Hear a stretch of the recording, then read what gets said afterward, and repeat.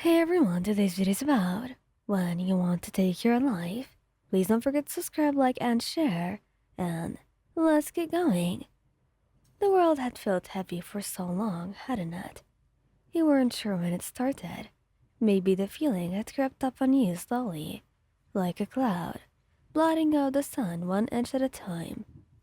Maybe it had always been there, lurking in the back of your mind, only to come crashing down when you at least expected it. You weren't even sure you could pinpoint why, but the constant weight of everything had become unbearable. Your body felt like it was moving through water most days, heavy and slow, and too tired to fight the current, and it was exhausting. There were days when you couldn't get out of bed, when the simplest tasks seemed monumental. It felt like you were watching life pass by while you were stood still, stuck in a thick fog that refused to lift. Katsuki and Ujira had been trying to help, of course. They'd noticed the change in you. How would they not? They had been both so patient, so kind. They held you when you cried, pushed you into eating when you couldn't muster the energy, and reassured you time and time again that they were there for you. But it didn't matter. At least not in the way you wished it did. No amount of love or support seemed to shake the feeling that had rooted itself deep inside you. The day it all came crashing down, started like any other. Katsuki was off at the agency, and Ajira had left early for a mission. You had stayed home, not feeling up to much, though they had both promised to check in on you as soon as they could. The house was quiet, too quiet, and the silence amplified the voice in your head that had been whispering for so long, telling you that you weren't enough, that things would never get better, that the people you loved would be better off without you. You tried to ignore it, you really did, but the weight of it all became too much, and suddenly you found yourself staring out the window, your mind clouded with thoughts that you wished you didn't have. You didn't want to feel this way. You didn't want to hurt anymore. And so, he made a decision.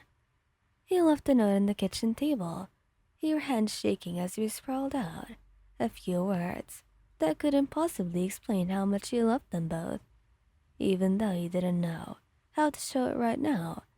You didn't know how to explain that it wasn't their fault, that it was just too much for you to bear anymore. All of it. You didn't get far. Not really. Staring out at the horizon, the one tugging at your thoughts, and everything felt numb. And that was when you heard the voice. Oi. You flinched, whipping around to see Katsuki storming over towards you. Katsuki? You said. Your voice was hoarse, barely above a whisper. What the hell are you doing up here? His voice was rough, but there was a tremor behind it. He grabbed your wrist, yanking you back from the ledge before you could say a word, pulling you against his chest. You could feel the way his heart hammered against his chest, beating hard against your back. What were you thinking? You couldn't answer. You didn't have the words. Not really. All the fight you thought you had drained out of you the second he touched you, and now you just felt empty. Ijiro appeared a second later, red hair blowing in the wind, his eyes wide with panic. Oh God, he gasped, rushing over to you both, his arm wrapped around you from the other side, sandwiching you between them. Oh wait, please no, no. You couldn't bring yourself to speak. All you could do was tremble, feeling the tight grip of both of them, grounding you, even as your mind screamed at you to let go. You didn't want to hurt them. You never did. But you didn't know how to stop hurting yourself either. Why didn't you call us? Katsuki's voice was rough, his hands clutching your shoulders as he turned you around. You think you can just disappear like that? Huh? I didn't want to be a burden. You whispered, staring down at your feet. The words felt too small, too significant for how much you were feeling. Bullshit. Katsuki snapped, his voice cracking in a way that broke your heart. You're never a burden. Damn it. Never. Yujiro pulled you closer, his large hands cupping your face as tears welled up in his eyes. We love you.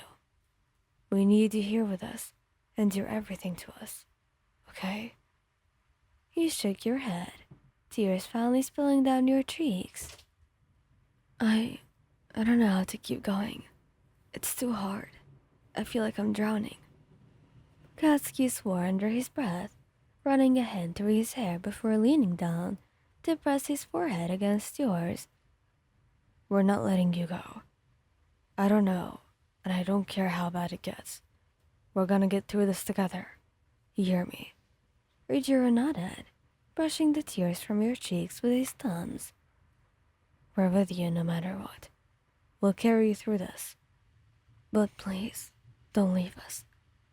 Their words hit you like a tidal wave, and for the first time in what felt like forever, the tightness in your chest felt like it had started to loosen. Just a little.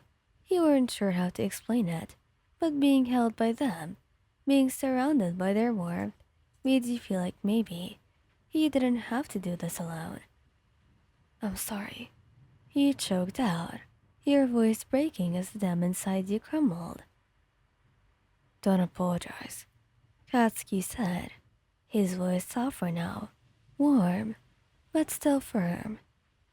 We're here. And we've got you, Lion. We've got you. We'll always have you, Ijiro added, kissing the top of your head. You weren't magically okay. The thoughts, the feelings, they were still there, swirling in your mind like a storm that refused to settle. But in that moment, with their arms around you, he felt a little flicker of something that you hadn't felt in a long time. Hope. Maybe you weren't as alone as you thought. And maybe, just maybe, you could actually keep going.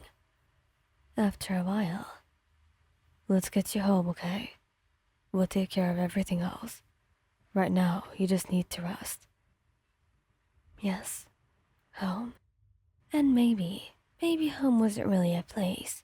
Maybe home was being with them. Thank you guys for listening. I hope you like this video.